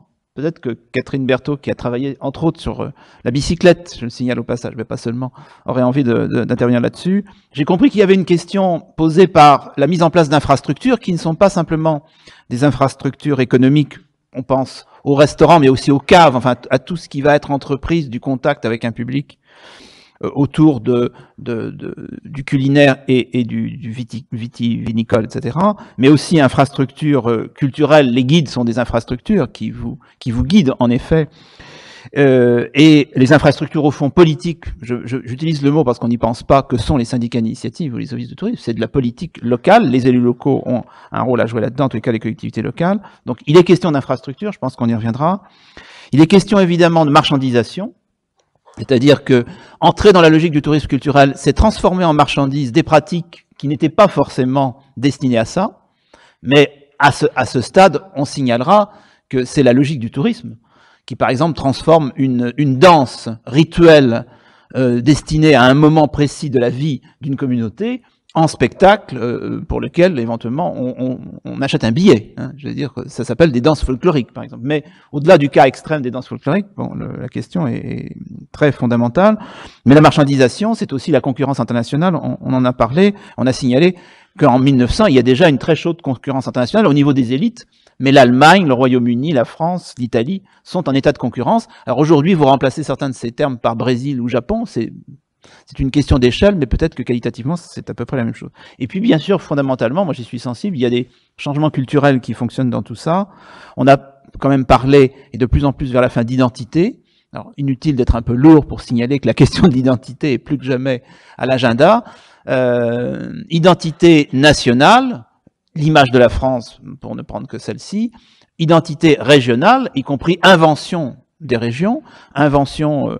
Plusieurs des intervenants ont travaillé sur cette question, je le signale, l'invention de la cuisine régionale. Parce que j'espère qu'on n'apprend rien à personne ici, mais tout étant construit, en tous les cas les culturalistes en sont convaincus, la notion par exemple d'identité culinaire régionale, provinciale, locale, c'est en grande partie une construction, et les exemples sont très nombreux, de spécialités dont on peut quasiment donner aujourd'hui la date de naissance, c'est-à-dire avant-hier. Quand une spécialité apparaît clairement en 1880, c'est quasiment hier ou avant-hier. Et ça nous paraît immémorial. Bon. Et j'allais dire, so what? Pourquoi pas? Enfin, il faut quand même en être conscient. C'est-à-dire qu'on invente ces identités au fur et à mesure qu'on les proclame. Mais il est aussi question de globalisation, comme on dit aujourd'hui, de mondialisation. Je signale qu'une des caractéristiques, d'ailleurs, de la cuisine française, ça a été la précocité avec laquelle elle a pu intégrer des apports non seulement des différentes entre guillemets régions, mais aussi de l'étranger, en faisant des spécificités françaises aux besoins. Et je pense que parmi les changements culturels, il y a non seulement cette question de l'identité qui est de plus en plus au centre, et d'ailleurs entre autres, non seulement de nos inquiétudes politiques, bon, c'est clair, mais aussi de nos stratégies économiques. Hein. On vend de l'identité parce que voilà, ça marche. Ça marche peut-être parce qu'il y a une inquiétude d'ailleurs, parce qu'on se dit, bon, voilà, qui sommes-nous? On va peut-être goûter quelque chose. Bien entendu, c'est pas non plus à vous que j'apprendrai que la dernière chose qui reste, quand on a tout oublié, c'est la cuisine des ancêtres. Hein. Bon. Mais on a perdu la langue, la religion, etc. Et puis, on a encore une recette qui vient de la grand-mère, etc. Bon. Et puis quand même, peut-être, puisqu'on a évoqué le plaisir, les ambiances, etc., dire que tout ça a à voir avec quand même une certaine philosophie de la vie qui a sans doute quand même bougé entre 1800 et 2000. Et on n'a pas prononcé le mot d'hédonisme, mais je ne crois pas que ce soit une facilité de journaliste que de dire il y a quand même sans doute un rapport au plaisir qui a bougé, et vraisemblablement dans un sens où le plaisir est plus respectable. Regardez au fond ce que font les sciences sociales qui intègrent de plus en plus, qu'il s'agisse de, même d'ailleurs pas simplement la science sociale, la philosophie. Philosophie, anthropologie, sociologie, histoire intègrent de plus en plus ces questions du rapport au corps, du rapport au plaisir, la sexualité qui était absolument tabou est quand même à l'agenda de la recherche, etc. Vraisemblablement, notre société a beaucoup bougé sur ces questions-là et assume entre autres le fait qu'on n'est pas simplement ici dans un domaine presque honteux ou réservé à quelques élites. Donc je pense que tout ça se met en branle sous nos yeux, ça fait beaucoup de choses pour une quinzaine de minutes, mais peut-être que Catherine pourrait commencer sur le rapport aux moyens de transport, pour être vraiment dans le technologique, mais qui n'est pas que le technologique. On a quand même l'impression, moi je prends un simple exemple, il y a quand même, bon, c'est clair, le tourisme est très lié au chemin de fer, en tous les cas, il y a une étape franchie, mais moi ce qui me frappe quand on parle de tourisme gastronomique, c'est le lien avec l'automobile. Parce que moi, ce que je traduis par automobile, hein, la Nationale 7, Saulieu, etc., mais ça que ça veut dire, c'est qu'on individualise. Parce que l'automobile qui est réservée à une élite, bien sûr, d'abord, ça permet aussi d'individualiser, d'avoir des stratégies. Et là aussi, faites le rabattement sur aujourd'hui, Internet, les blogs, l'interactivité. C'est-à-dire cette tendance à l'individualisation les spécialistes diront l'individuation de nos pratiques, l'automobile, c'est déjà un signe, non? Ou je me trompe? Par rapport au chemin de fer? Alors, si le micro, il me semble que, oui, il me semble que les gens du début du XXe siècle le sentaient déjà, du moins ils l'expriment. Ils ont le sentiment que quand sont construits à partir, disons, en gros, de 1850, les grands réseaux de chemin de fer, c'est construit en même temps une cuisine typique des voyageurs, dont ils disent que c'est celle des grands hôtels. Donc je vous rappelle qu'ils sont, en général, financés conjointement avec les compagnies de chemin de fer pour accueillir les voyageurs quand les trains s'arrêtent, soit à destination, soit en cours de route. C'est le grand hôtel qui se met en place dans chaque grande ville atteinte par le chemin de fer et qui se multiplie par exemple à Paris pour les expositions universelles. Et là, il se développe une cuisine standardisée, internationale, qui va être ressentie comme telle à la fin du 19e siècle, mais qui est une offre marchande directement liée au développement du chemin de fer, mais comme les grands hôtels, ça n'est qu'à des endroits précis, et d'ailleurs les guides organisent les visites autour de ces endroits précis. Arrive la bicyclette qui aujourd'hui on ne l'imagine pas, mais 1880-90 disons, est en fait le précurseur des premières automobiles qui vont pas beaucoup plus vite et pas beaucoup plus loin. Et là la rupture elle est importante parce que on peut rentrer dans les profondeurs du territoire. Et dans les profondeurs du territoire, on va rencontrer, vous le disiez tout à l'heure, des monuments historiques qu'on ne connaissait pas, des chapelles, des petites églises, et c'est la loi de 1913 sur la protection du patrimoine historique. Et on va rencontrer aussi des hôtels en Bretagne, par exemple, et donc dans ce qui n'est pas les grandes provinces qui recevaient dès le chemin de fer des touristes, comme la Provence, par exemple. On va rencontrer des hôtels qui sont minables, où il y a des puces, où on peut vous faire dormir dans le lit de quelqu'un d'autre, où on partage la brosse à dents, c'est une plaisanterie habituelle. Et donc, se construit autour de l'industriel Michelin, par exemple, qui lui veut vendre des pneus. Pour vendre des pneus, il faut que les gens roulent et qu'ils usent les pneus. Donc pour qu'ils roulent, il faut leur donner quelque chose à faire. Et là, la construction d'auberges, par exemple, d'auberges dans lesquelles ces nouveaux clients peuvent aller, pas les rouliers habituels, pas les paysans qui vont au marché, va être un enjeu dans lequel vont rentrer les syndicats d'initiative, les premiers organismes du tourisme, et c'est directement lié au changement des moyens de transport. Et j'ai dit tout à l'heure, ça modifie la cuisine qu'on va proposer, mais ça modifie aussi le lieu où on la propose. Et je pense qu'il y a une dimension importante dans ce qui apparaît, qui est que quand il y a du tourisme et une professionnalisation, on reconstruit une distance. C'est-à-dire qu'on ferme la cuisine. On construit une offre qui est formalisée. Et on ne confond plus l'espace privé avec l'espace professionnel du restaurateur qui sera en place. Quand on arrive, disons, et tout ça, ça se développe au XXe siècle, en même temps que l'automobile se généralise, qu'on arrive à un tourisme de masse qui, pour moi, ne fait que recopier les prototypes mis en place au début du siècle. L'avion va nous transformer une dernière fois cette économie en d'abord déplaçant le rapport, disons, Paris-Province que nous connaissons, qu'on identifié au début du XXe siècle, eh bien, ça devient des lieux centraux comme Paris, Londres, et puis les ex-pays colonisés, qui vont rentrer dans un nouveau type de rapport, là aussi, de domination. Et on va vouloir faire dans les pays d'Afrique, dans les pays du Moyen-Orient, eh bien, ce qu'on a fait dans les provinces françaises au XXe siècle.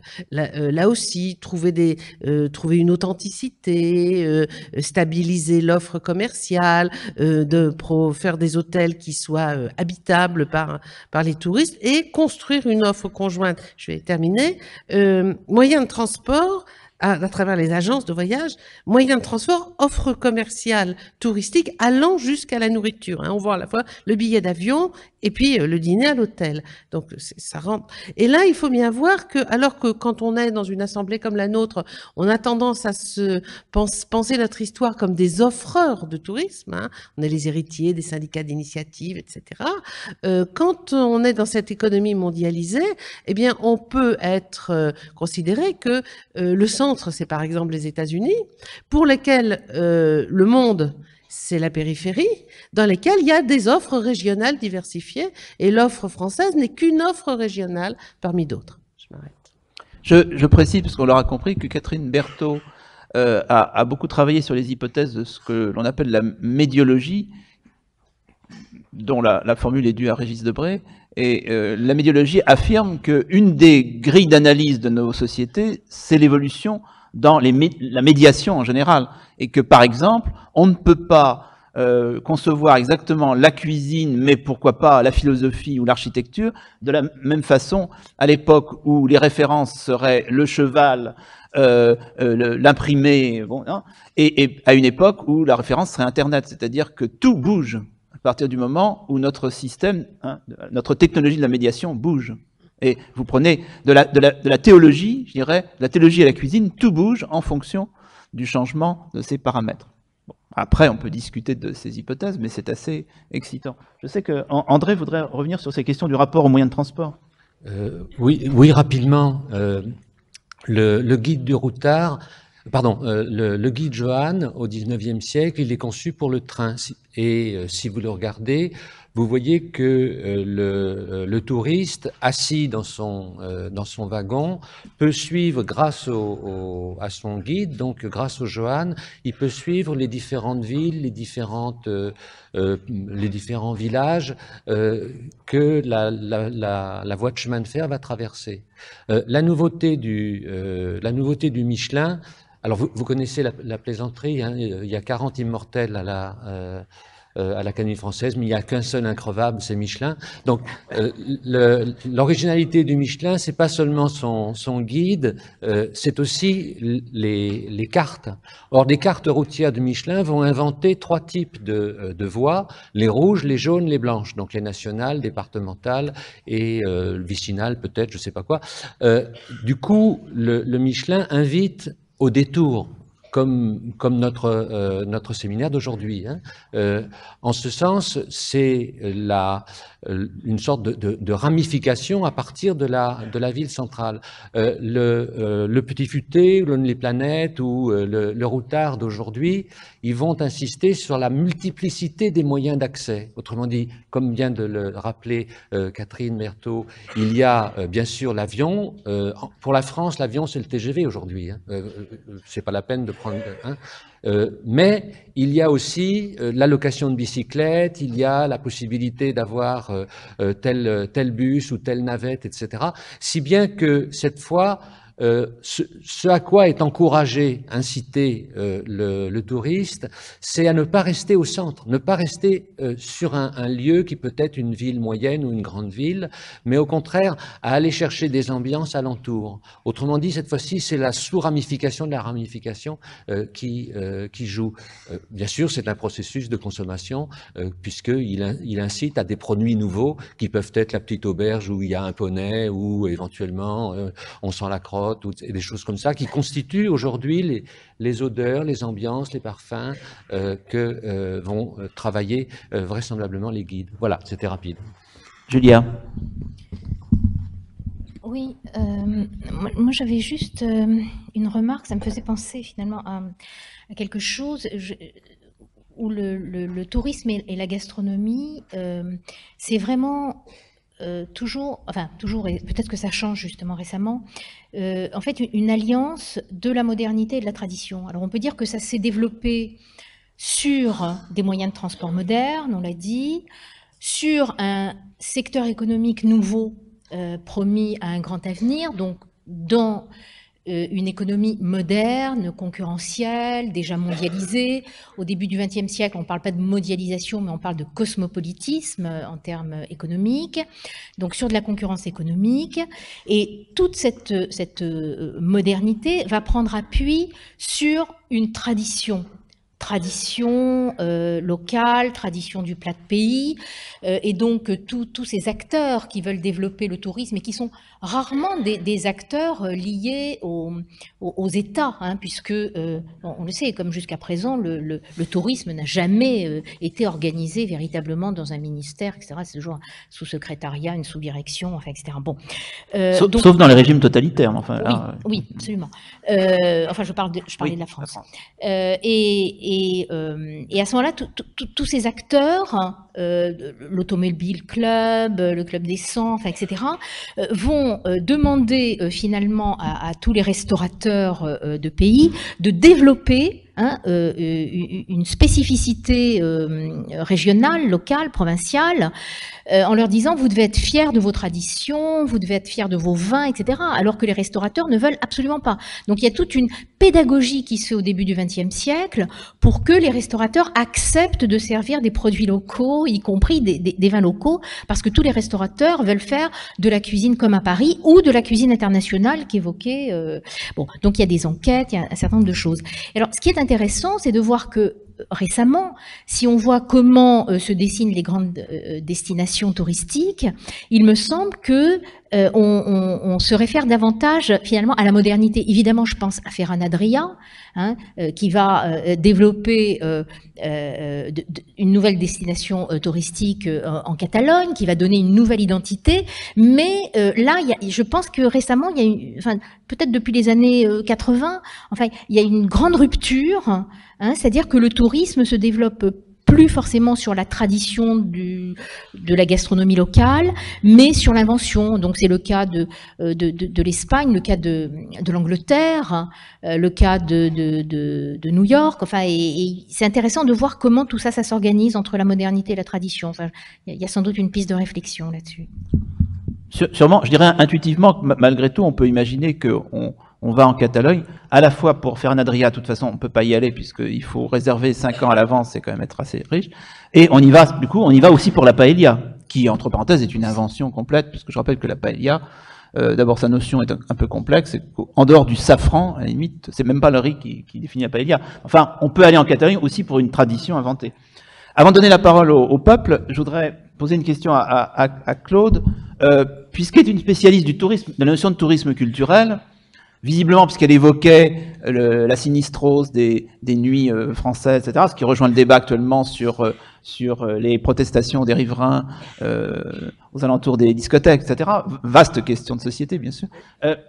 Dans quelle mesure est-ce elle qui est vraiment sur le terrain de 2009, 2010, 2011, 2020 aussi, de ces pratiques, de ces stratégies quand même, parce qu'il y a des groupes économiquement forts, etc., qui sont impliqués. Dans quelle mesure est-ce qu'elle voit ou pas se développer une identité du tourisme gastronomique? On a parlé des tours opérateurs britanniques spécialisés dans les wine tours, etc.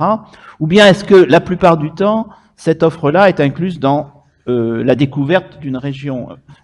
Est-ce qu'elle sent puisqu'elle a déjà travaillé sur le tourisme en 2010, il y a quelques années, maintenant le tourisme en 2020, etc., qu'elle sent monter le canton spécifique du tourisme gastronomique? Est-ce que ça se développe ou est-ce que c'est une illusion de penser que ça se développe? Ça se développe à l'échelon mondial. Ça se développe à l'échelon mondial. Je voudrais rappeler qu'il y a 20 ans, Napa Valley, en Californie, en tant que destination touristique, n'existait pas. En Afrique du Sud, c'est la même chose. Il y a une route des vins en Afrique du Sud qui date d'une dizaine d'années. Au Chili, ça se réveille également. Donc et on n'a pas fini d'entendre l'Europe de l'Est, les pays du Sud de l'Europe de l'Est, dont la Bulgarie. Donc il y a un intérêt mondial sur le sujet. En même temps qu'il y a une certaine restriction sur la consommation alimentaire parce qu'on veut rester mince et qu'on veut pouvoir prendre le volant. C'est très, très curieux que le discours et l'intérêt sur l'alimentaire augmentent avec la diminution finalement des quantités absorbées. Mais il y a un mouvement de fond effectivement, et la présence des tours opérateurs n'est que la partie émergée de l'iceberg. Nous avons affaire très souvent dans la clientèle gastronomique à une clientèle assez individualiste comme celle du tourisme culturel, et donc qui aime bien s'auto-organiser, qui va aussi faire appel à des prestations de base avec Internet, c'est-à-dire simplement le transport et l'hébergement, mais qui se débrouillera elle-même pour le contenu de son séjour. Mais il y a certainement une carte à jouer, et la plus flagrante, elle est du côté des city breaks, qui se développe de plus 4, plus 5% par an depuis 20 ans, hein, à travers toute l'Europe. City breaks sont des courts séjours de 1 nuit, 2 nuits, 3 nuits maximum dans une grande ville. Et la dimension gastronomique maintenant de ces city breaks est en train d'émerger. Oui, avant de donner la parole à Catherine et ensuite à la salle, je crois que c'est quand même un indice de plus de ce que j'appellerais quand même hypothétiquement les progrès de l'hédonisme, à partir d'hypothèses puritaines, puisqu'on a parlé des États-Unis quand même. Pour simplifier, le XXe siècle a plutôt été dominé par des références anglo-saxonnes et entre autres protestantes, et entre autres puritaines. Je suis désolé d'être un peu rapide. Et du coup, l'hédonisme pouvait être d'ailleurs un comportement minoritaire, parce que pour rencontrer des très très très grands amateurs de vin, il faut aller à l'université d'Oxford. Donc de toute façon, il y a toujours eu une minorité au sein de l'Angleterre puritaine, mais c'était justement un peu réactif. On a l'impression quand même que ces nouvelles élites, et maintenant parlons des Brésiliens, des Indiens, des Chinois, etc., assument clairement le fait que Napa Valley, c'est un objectif autant, à côté de la Chapelle Sixtine, enfin que c'est légitime d'aussi faire des tours de cave et que d'aller contempler Michel. Oui, Catherine. Oui, je voudrais revenir sur le fait que les gens, enfin tout le monde dans les pays développés est attentif à ne pas trop grossir, c'est une valeur, et ça pourrait paraître paradoxal avec, si on le compare au développement du tourisme, disons culinaire ou gastronomique. Mais il me semble qu'il ne faut pas oublier que dans la consommation gastronomique, et notamment quand elle est liée au tourisme, il y a d'une part le fait réellement de manger, et d'autre part, il y a une énorme importance du discours, et quand je dis discours, c'est le discours écrit et le discours en images. Et que là aussi, il y a certainement une rupture qui n'est pas seulement due au passage à l'ère de l'avion et de la mondialisation des communications. Je signale d'ailleurs qu'aujourd'hui, les réseaux de communication sont cumulatifs. C'est train plus automobile plus avion. Mais en même temps, on est passé dans un autre régime technique du discours sur la nourriture et sur la gastronomie, puisqu'on est passé de l'écrit avec de l'image imprimée, qui était quand même l'essentiel des supports, et qui donc était contrôlé par des gens qui contrôlaient l'écrit, les éditeurs de guides, les éditeurs qui étaient plutôt dans les grandes villes, dans les capitales, avec des pôles secondaires régionaux, à un régime complètement éclaté de la production de discours sur la gastronomie et de l'expérience gastronomique, avec par exemple ces blogs, ou bien associés à des hôtels, je l'ai moins vu pour des restaurants, les pages dans lesquelles les clients notent la qualité, ce qu'ils ont pensé de l'hôtel, l'expérience qu'ils ont eue, et c'est associé au site de l'hôtel, c'est-à-dire que vous consultez ça juste avant de faire votre réservation. Donc je pense que là, on a un fondement technologique, il y a un éclatement du discours, et vous nous avez dit que le discours, il était essentiel. Oui, avant donc de maintenant vous donner la parole, deux remarques pour finir sur ce point. L'importance du discours, j'avais dans un livre ancien cité cette anecdote que certains d'entre vous connaissent, attribuée à Talleyrand. Il explique qu'un bon vin, ça se regarde, ça se hume, etc., ça s'apprécie, et quelqu'un l'aurait interrompu, enfin peu importe si c'est une anecdote réelle, c'est non è vero, en lui disant, mais après, ce vin, quand même, on le boit, et Talleyrand aurait dit, non monsieur, on en parle, hein, bien entendu. Donc voilà, il y a 90% de discours, et ça fait partie du plaisir, en amont comme en aval. Puis la deuxième remarque, c'est qu'on peut-être, puisqu'il s'agit aussi dans certaines perspectives stratégiques, de défendre une certaine présence des références gastronomiques, en tous les cas culinaires, vitivinicoles, etc., françaises, face à l'étranger, on peut chercher dans le fameux French Paradox un élément de réponse très troublant pour les puritains, c'est-à-dire que peut-être on vit mieux et plus longtemps en buvant du vin qu'en ne buvant que de l'eau. Mais là, vaste débat. Je pense qu'il y a des micros qui circulent, hein, je suppose. Il y a déjà une main qui se lève. Voilà. Nous avons une quinzaine de minutes. Hein. Donc, là, s'il y a un micro là, par exemple. Je ne sais pas qui porte les micros. Là, il y avait quelqu'un là. Hein. Là-bas. Là, quelqu'un a levé la main déjà. Et il y aura aussi. Après, j'ai vu une main se lever là-bas, monsieur. Bon, d'abord, oui. Oui. Dire son nom et son prénom, peut-être. Oui, oui. Hein, Guy Carreau. C'est par rapport à La dernière, la chute de Claude Origet du Cluseau, à propos du défi, malheureusement, on s'ennuie le soir au restaurant. C'est vrai que c'est souvent triste en entrant et en sortant le soir. Alors, quelques mots concis sur une expérience qui s'intitule « Le premier festival de la gastronomie bretonne », qui s'est tenu, alors tout récemment, 3 semaines en octobre 2009, là, dans les Côtes-d'Armor essentiellement, et à Paris avec des chefs bretons, dont Alain Passard, le Divelec. Alors, il y a eu dans un programme où il y avait 27 événements, 6 banquets ou repas commentés et chantés. Alors c'est quoi? Vite fait, le commentaire, c'est simplement le chef ou un sommelier qui dit quelques mots avant que ça arrive dans l'assiette sur le mets et l'alliance avec vin ou cidre, puisqu'on est en Bretagne. Le chant, chanter. Alors ça, c'est d'abord, on ne chante pas la bouche pleine. C'est-à-dire, on chante, pas comme dans un mariage fréquemment ou d'autres, on chante à l'entrée des convives, entre les mets, et à la fin, y compris des chants à reprendre, à répondre, comme on dit. Et, autre caractéristique, le répertoire. Alors, ce sont des artistes renommés, professionnels ou amateurs, qui chantent des chants du répertoire, des chants de table, très riches en Bretagne, en français, en breton et en gallo. Et pour des clientèles. Alors, il y a eu 6 repas pour des clientèles diverses, haut de gamme, évidemment, chez un restaurant et chez un chef étoilé Michelin, moyenne gamme et solidaire et populaire, c'est-à-dire en partenariat avec des Restos du Cœur, qui a super bien marché. Bon. Et aussi, Grand Breton invite Petit Breton, c'est-à-dire des anglophones qui s'installent en Bretagne, comme ailleurs, dans d'autres régions françaises, et qui invitaient des Bretons pour leur faire partager la gastronomie, on va dire, des Celtes, des Écossais, des Irlandais, des Anglais, aussi des Gallois.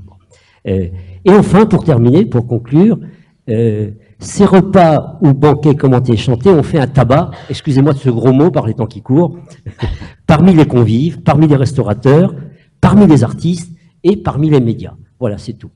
Je suppose qu'il y a un site qui nous permet d'en savoir plus. Oui, il y a un site en particulier. Qui s'appelle comment? Qui s'appelle Premier concours jambon puré, parce que ça se termine. Premier concours du meilleur jambon puré. Parce que c'est un des événements et qui est la cerise sur le gâteau, si je puis dire. Premier concours, meilleur jambon puré. D'accord. C'est vrai qu'on n'a pas prononcé les mots capitaux de moine et de curé, c'est important. Oui. C'est un excellent exemple, ouais. Et je crois que c'est une illustration du fait que la culture de la gastronomie est une culture accessible à tous, qui n'est pas élitiste et qui est bienveillante. Entre parenthèses, je crois que la France, à l'égard de l'extérieur, a quand même à se battre en permanence. On le voit actuellement en ce qui concerne le classement UNESCO, contre l'idée que gastronomie égale, premièrement, ringardise, deuxièmement, élite financièrement bien dotée. Hein. Ce qui n'est pas complètement, d'ailleurs, mythique. Hein. Donc, il faut tenir compte de ça. Alors, conformément aux règles de la médiologie, ce ne sont pas les mains auxquelles on va s'adresser, ce sont les micros. Ce sont ceux qui possèdent la technologie qui peuvent parler. Donc, je vois qu'il y a un monsieur qui a un micro. Alors. Donc, Mohamed Oubaïda, historien, Université de Kénitra, Maroc. Je voudrais réagir par rapport à cette question de liaison entre voyage et nourriture. Il y a bien entendu ce côté découverte, mais il y a aussi un côté attachement aux traditions culinaires du pays d'origine. C'est un phénomène d'ailleurs culturel très remarqué dans l'histoire de l'alimentation. Et je voudrais parler d'un cas relevant du Maghreb. Au XVIIe siècle, un ambassadeur marocain, Abdullah Ben Aïcha, a visité Paris et il a été invité par Louis XIV pour goûter au plat de Paris. Mais cet ambassadeur n'a rien goûté de la gastronomie parisienne. Il a amené avec lui son repas préféré, le repas typique du Maghreb, à savoir le couscous. Et paradoxalement, les gens se sont intéressés à ce plat et ont goûté au couscous, ils l'ont trouvé bon. Et les gazettes de l'époque ont beaucoup parlé de ce fameux couscous à la fin du XVIIe siècle déjà. Et donc, il s'agit d'une découverte, mais si l'on peut dire à l'envers. Voilà, merci. Merci. Il y a une main qui se lève, qui n'a pas encore de micro, mais et sinon, il y a d'autres... Bon, voilà. Et puis, madame, il y a deux mains au premier rang aussi. Oui? Oui, monsieur. Vous avez le micro, allez-y. Là, oui. Non, allez-y. Non, mais gardez le micro pour l'instant, allez-y. Oui. Non, prenez la parole, monsieur. Ah, bon, voilà. Ça s'appelle la galanterie. Oui. Voilà, moi je voulais... Ah bon, voilà. Elle avait parlé ou pas? Alors, allez-y, madame. Non, oui. Allez-y. Oui, bonjour. Je vous remercie. Anne Borel, Direction régionale des affaires culturelles. Peut-être plus fort. Anne Borel, Direction régionale des affaires culturelles du Centre, la DRAC du Centre, ministère de la Culture, et par ailleurs auteur de livres de cuisine et livres de voyage, très orienté. Encore un petit peu très plus orienté. Fort. Voilà. Je vous remercie pour tous ces échanges qui sont tellement riches que ça suscite vraiment beaucoup de réflexions. Pour Madame Berthaud, j'ai pensé à deux petites choses. J'ai eu entre les mains un guide des bateaux à vapeur, et qui est intéressant parce qu'on a, par exemple, Rouen-Le Havre, alors on a tous les noms des bateaux, le nom du capitaine, on n'a pas la pointure de ses chaussettes, mais enfin, ça pourrait l'être. Il y a le prix des repas et les menus, carrément, et la qualité des repas, c'est intéressant.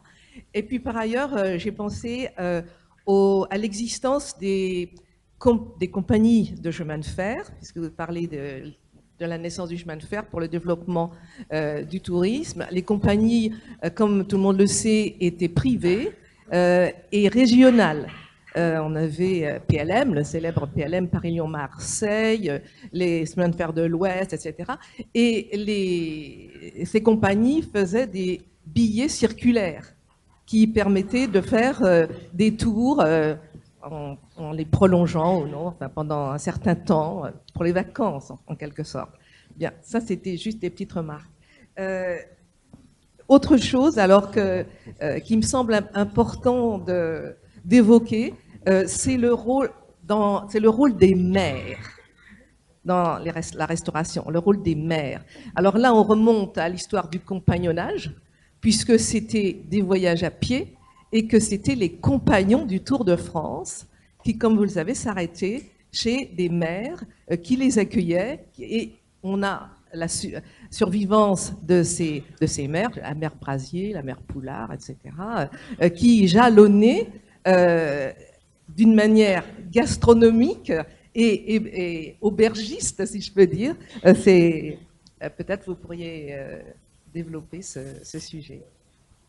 Catherine Berthaud. Oui, effectivement, on va trouver des... Je pense que, par exemple, les maires, ce n'était peut-être pas gastronomique, parce que pour moi, c'est gastronomique quand il y a un discours qui accompagne une pratique. Or, et donc, quand on est simplement dans une pratique partagée, mais qui passe pas par la verbalisation, c'est autre chose. Juste une petite remarque.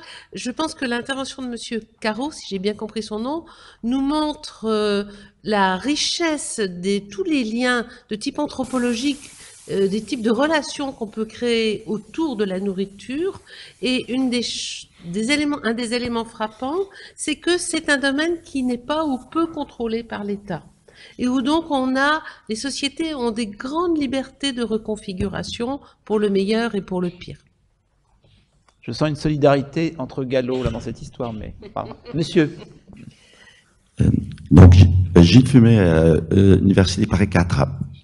Je voulais réagir à quelque chose qui a été dit par Madame Origène Cluzot.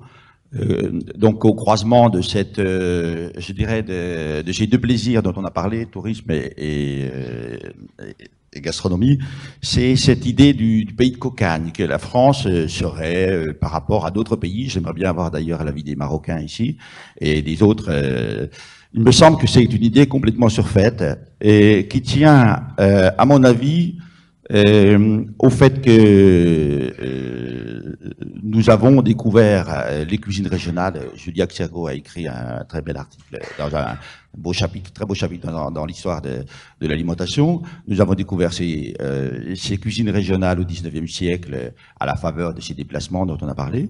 Mais je peux vous dire que au Maroc et encore plus en Mauritanie, où par exemple on pourrait avoir le sentiment qu'il y a qu'une cuisine mauritanienne qui serait de manger des dattes et de boire du lait de chamel, que il y a les mêmes processus de différenciation tous les 70 km, puisque vous avez parlé de ça, ou peut-être moins, qui tiennent tout simplement au fait que pour s'identifier, se particulariser par rapport à l'autre, une région, un village, évidemment, pense qu'il ne mange pas la même chose que dans le village à côté. Regardez la guerre du cassoulet dans le sud-ouest, entre Castelnaudary et Toulouse, vous avez un océan de différence dans la conception même du cassoulet. Donc je crois que cette idée qui consisterait à dire que la France est un pays absolument extraordinaire, c'est une déconstruite par les historiens de la Troisième République, et qui me semble pas du tout être, je dirais, quelque chose de particulier à la France. Vous allez aux États-Unis, même en changeant d'État, en changeant de région, vous verrez quand même que les saveurs sont pas les mêmes, que les Allemands ont apporté telle et telle chose. Mais il y a en France cette idée du pays de cocagne qui doit être quand même assez relativisée. Claude, éventuellement là-dessus? Oh, écoutez, je suis tout à fait d'accord que effectivement nos amis et concurrents des autres destinations touristiques procèdent à des efforts analogues aux nôtres pour rechercher leurs recettes et se différencier sur le plan culinaire. Je pense tout de même qu'on a une certaine avance, on a une grande longueur d'avance. Avant de donner oui, donc il y aura des choses à dire là-dessus. Un dernier intervenant, je m'en excuse parce qu'on arrive bientôt à 11h. Peut-être une remarque, à moins que ce soit ce que veuille dire Julia. Je crois qu'il faut distinguer, pour aller vite, les pratiques et puis les représentations. En termes de pratiques, on va être dans l'hypothèse, à mon avis c'est une hypothèse qui peut être retravaillée quand même, que toutes les régions du monde connaissent cette diversité, etc. Les Français par exemple connaissent peu, mais les Latino-Américains commencent à mieux connaître la cuisine péruvienne, qui est très peu présente, ça me frappe d'ailleurs encore en France, en particulier à Paris.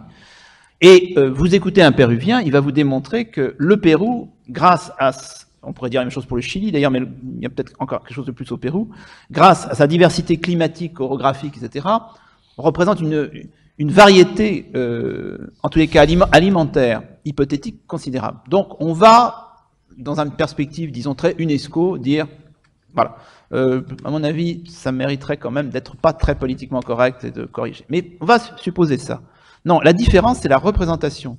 Pour aller vite, la France, depuis environ, on va dire, 3 siècles, vous lisez Stéphane Meynell, par exemple, c'est assez clair, ça s'origine dans les conditions de la construction de l'Ancien Régime, puis le passage de relais au monde moderne via la Révolution, a construit autour de la cuisine tout un discours d'identité, et là, franchement, bien avant d'autres. Et pour ne citer que cette dimension-là, le choix du catholicisme plutôt que du protestantisme, ça a joué. Ça a joué. Je pense qu'on peut aussi faire l'expérience, quand on fréquente d'élite à élite, des élites d'autres d'un certain nombre de pays, la réticence d'une bonne partie d'élites étrangères à l'égard, encore aujourd'hui, de la dimension gastronomique, considérée comme une sorte de perversion, enfin quelque chose qui n'est pas si noble que ça. Alors qu'il fait partie du bagage, même caricatural, des Français, de considérer que c'est tout à fait respectable et que ça nous valorise. Donc je pense quand même qu'en termes de représentation, il n'y a pas photo. Mais c'est même presque caricatural. Mais ça bouge. Et par exemple, il est clair que la culture du vin dont les Français étaient tellement fiers, elle se généralise. C'est-à-dire que c'est fait déjà depuis longtemps pour l'Italie, c'est en train de se faire pour la Nouvelle-Zélande ou la Californie, demain la Chine, clairement. Eh bien ça voudra dire qu'en l'an 2100, la viticulture française ne sera peut-être plus qu'un petit canton de la viticulture mondiale, mais ça voudra dire que le virus français aura été communiqué aux Chinois. Mais je suis désolé de dire le virus français, parce qu'à l'heure actuelle, on ne peut pas dire que la Chine ait trouvé ou retrouvé une culture du vin. Quand elle le fera, Peut-être qu'elle écrasera commercialement le vin français, mais elle le fera très largement sur des modèles français. C'est ça qui me frappe. Mais bon, Julia. Oui, moi je voulais réagir à ce que disait Gilles Fumet, parce que je partage tout à fait son point de vue. Et pour rebondir aussi sur ce que tu viens de dire, je crois qu'on a en France, en effet, une culture du verbe, Oui. une culture du discours qui en fait, s'applique à énormément de domaines, et à un moment s'applique à la gastronomie. Et déjà, au tout début du XXe siècle, on a les Américains qui, évoquant la gastronomie française, disent la France a des richesses énormes, mais qu'elle ne sait pas exploiter. Parce que ce que font les Français, c'est qu'ils parlent très bien de leur gastronomie, de leur vin, etc., mais ce ne sont pas des entrepreneurs et ils ne savent pas développer ni des entreprises ni des produits à partir de leurs richesses. Et c'est un peu, je pense, ce qu'évoquait Gilles tout à l'heure, c'est-à-dire que quand on voit aujourd'hui les produits touristiques basés sur l'offre gastronomique, eh ben, finalement, moi j'ai essayé de faire une recension un peu, qui n'est pas du tout exhaustive. On a assez peu de choses en France, assez peu de choses organisées, beaucoup d'initiatives, mais qui périclitent assez rapidement, régionales, départementales, associatives, enfin, etc.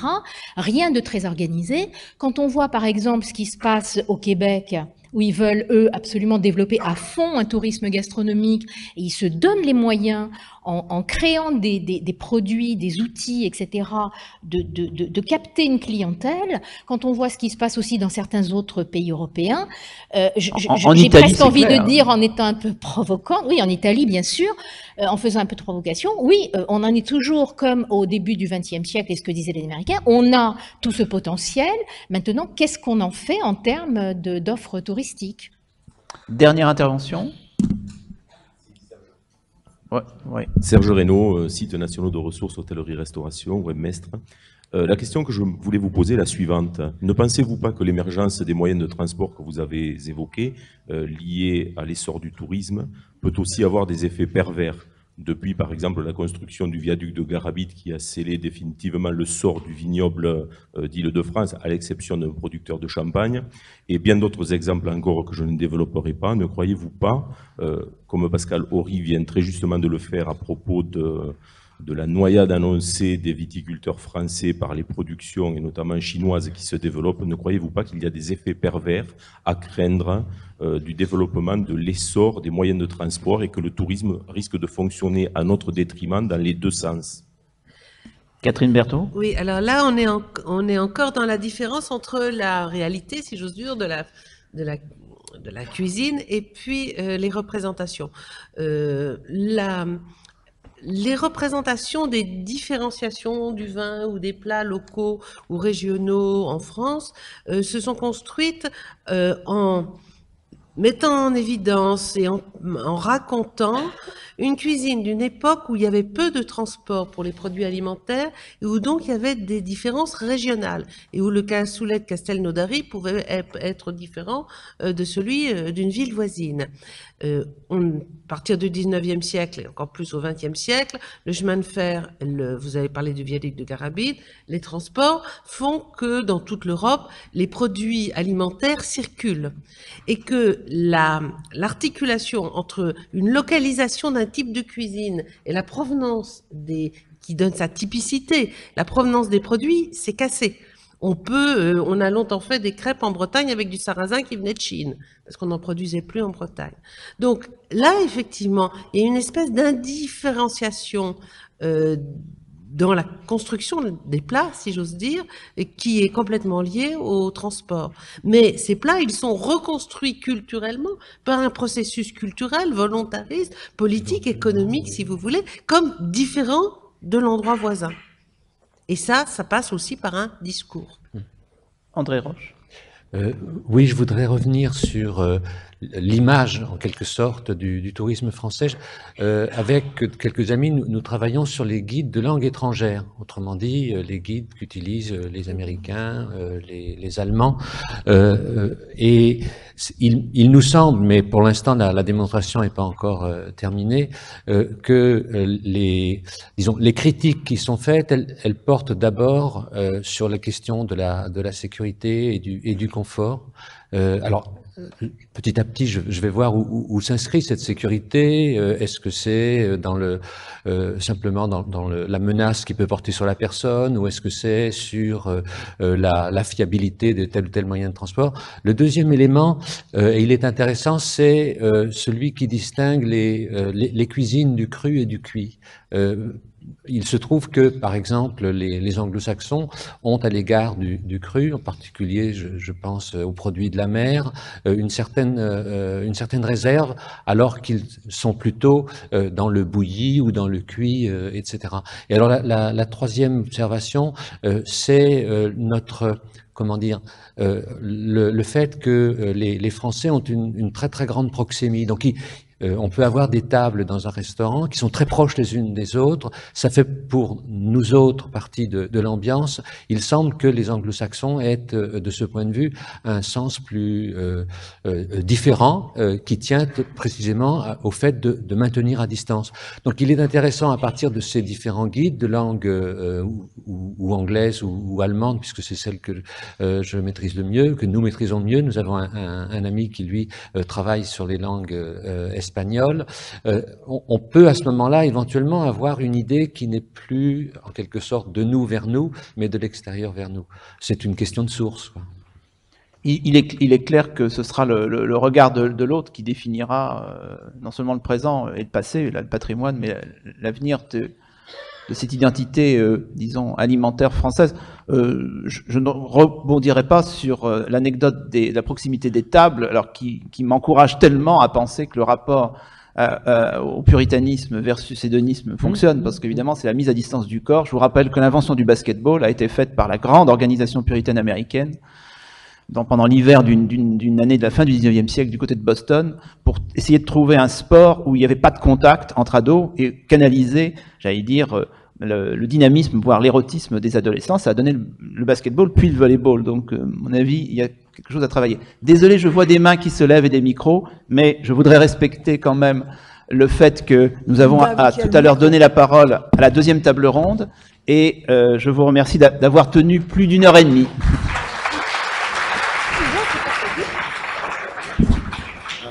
Donc la deuxième table ronde est programmée à 11h30. Aujourd'hui, c'est le bout, non, c'est bien, on est dans les clous. Non, on est dans les clous. Quand en plus c'était bien complémentaire, quand tu faisais l'introduction générale. C'est bien. Oui. Non, c'était dans tes projets.